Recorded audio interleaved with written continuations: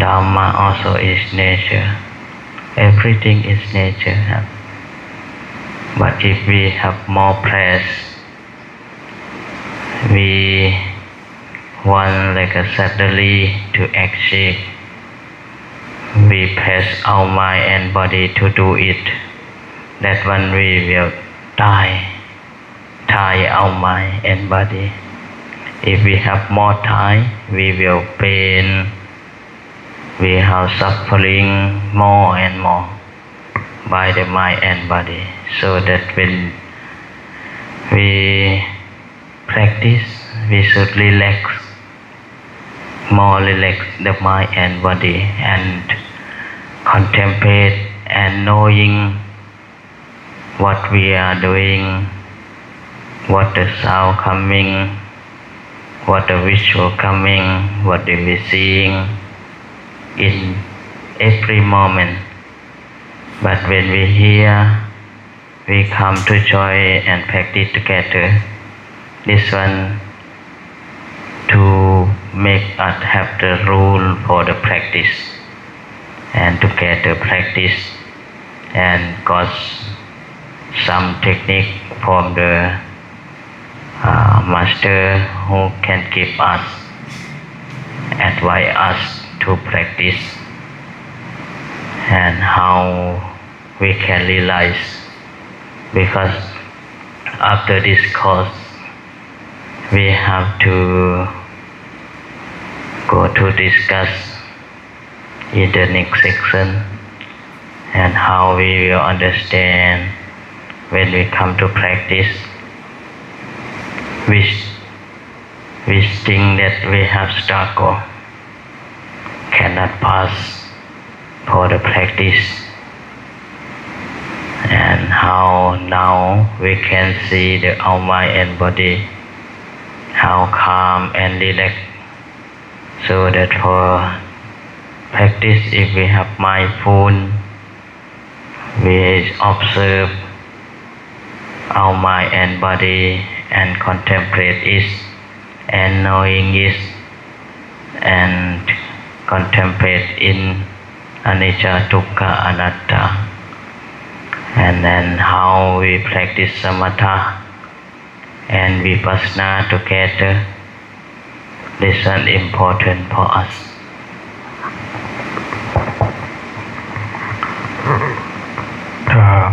ဒီနေ့နောက်ဆုံးနေ့မှာနောက်ဆုံးတရားစခန်းနေဖြစ်တာပေါ့လေအဲ့တော့အတူဆုံးပြောဖို့ဆိုရင်ရည်ရွယ်ချက်နဲ့နောက်ပိုင်းဆိုရင်လိုချင်မှုကိုပိုင်းခြားသိတတ်တာမှာပေါ့ပန်းထိုင်ကတော့တကယ်တော့ယုံနဲ့သဘောတဘာဝသင်္ခါရတရားတွေကိုသိမြင်ဖို့အတွက်ပန်းထိုင်ပါလေနောက်ပိုင်းဆိုရင်အဲ့ဒါကနေလွတ်မြောက်ဖို့အတွက်ပန်းထိုင်ပေါ့တရားထုတ်တဲ့အချိန်မှာသမာဓိကတော့လိုချင်တယ်ဒါမှတော့မရဘူးစိတ်ကတော့ငြိမ်ချင်တယ်ငြိမ်စေချင်တယ်ဒါမှတော့မရဘူးစိတ်ကတော့တင်းငြိမ်ချင်တယ်ဒါမှတော့မရဘူးမရဘူးဆိုတဲ့အကြောင်းတရားတော့လိုချင်မှုအကြောင်းပေါ့ဒါကတော့ကိလေသာနဲ့ရောပြီးမှလိုချင်တဲ့စိတ်ဖြစ်တဲ့အကြောင်းမရတာပေါ့အဲ့ဒီလိုချင်မှုကိုဆုံးလို့ရမှာပေါ့လေဘာတော့စိတ်ကတော့တင်းငြိမ်ချင်တယ်ဒါမှအားထုတ်ရင်လည်းမရတဲ့အကြောင်းကတော့လိုချင်မှုအကြောင်းပေါ့ရည်ရွယ်ချက်ကတော့ထားရမယ်မထားဖို့မဟုတ်ဘူးဒါကတော့ရည်ရွယ်ချက်နောက်လိုချင်မှုစိတ်ကတော့မပါတော့ဘူးပေါ့လိုချင်မှုစိတ်ပါသွားရင်ဒါကတော့ကိလေသာနဲ့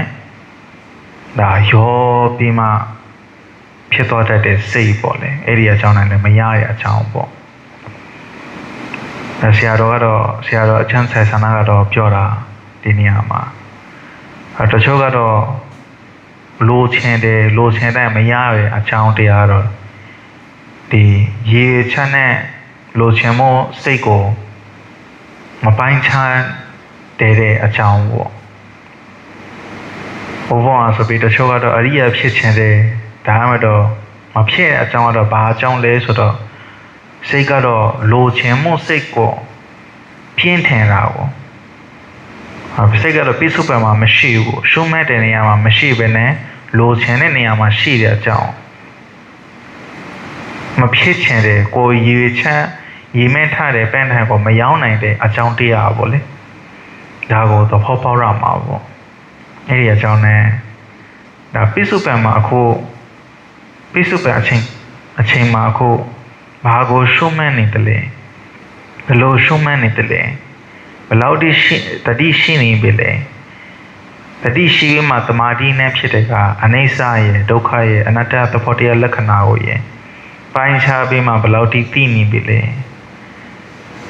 အဲ့ဒါတွေကိုပို့ပြီးမှဂယုဆိုင်ရမှာပေါ့အဲ့ဒါတွေကိုဂယုမဆိုင်ပဲကိုကတော့လိုချင်တဲ့စိတ်ဖတ်တော့ပဲပူဇော်ပေးနေရင်ရေမဲချကိုဖြစ်တဲ့ကရေမဲချပန်းထန်ကတော့ပန်းထန်ကိုမရောက်နိုင်ဘူးမပြည့်စုံဘူးပေါ့အဲ့တော့လိုချင်မှုစိတ်ကိုစွန့်လို့ပြီးမှပစ္စုပန်မှာအချိန်ခလက်မှာအခုဘာလုံးနေတယ်လဲစိတ်ကတော့ဘာဖြစ်နေတယ်လဲယောကတော့ဘာဖြစ်နေတယ်လဲစိတ်ရဲ့ရုပ်ရဲ့လက္ခဏာတရား၃ပါးနဲ့ဘလို့နေပြီးမှကိုကတော့ဂယုဆိုင်ပြီးမှတတိထန်ပြီးမှရှုမှန်းနေတယ်လေဆိုတော့ဒါကိုယ်တိုင်သိနေရမှာဗောလေဟိုပထမဥစ္စာကတော့ဝတ်လောက်အကြောင်းမှာသွားရမှာတင်နဲ့ပို့ချတာပေါ့တတိပဋ္ဌာန်တရားအကြောင်းနဲ့သမထရဲ့ဝိပဿနာအကြောင်းနဲ့ဝိပဿနာရဲ့ entry ဝိပဿနာရဲ့ဥပကိလေသာအကြောင်းနဲ့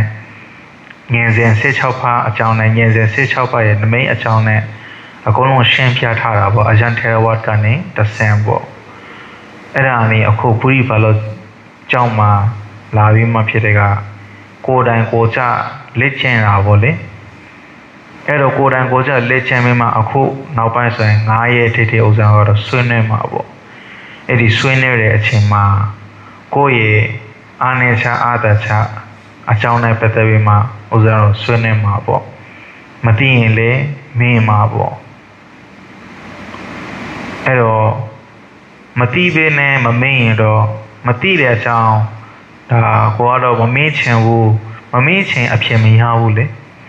အဲ့တော့မင်းမနာဖြစ်တဲ့အဖြစ်ရမှာပေါ့ဒီဟာကြောင့်လည်းပုံမှန်လည်းရိုးတဲ့မင်းနိုင်မှဖြစ်တဲ့ကကိုလိုချင်တဲ့အဖြစ်ကတော့ရမှာပဲအဓိကတော့ဆရာတော်အကျဉ်းဆိုင်ဆန္ဒကတော့ဒီမှာပြောတာကတော့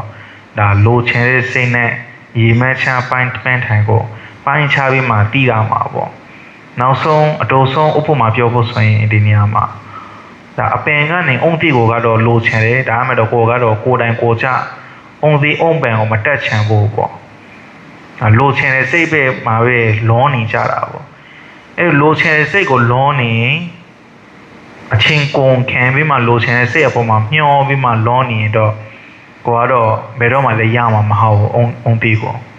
အဲအကြောင်းနဲ့အုံပန်ကိုဗီယုဆိုင်ပြီးမှတိုင်ရောဒါအုံတီကိုတော့ကိုလိုချင်တဲ့အုံတီကိုဖြစ်တဲ့ကနှောက်လို့ရောရမှာပေါ့ဆွတ်လို့ရောရမှာပေါ့အဲ့ဒါကိုအချမ်းဆက်ဆနာကနေတစ်ဆက်ဩဝါဒပေးကြတာဟုတ်လေ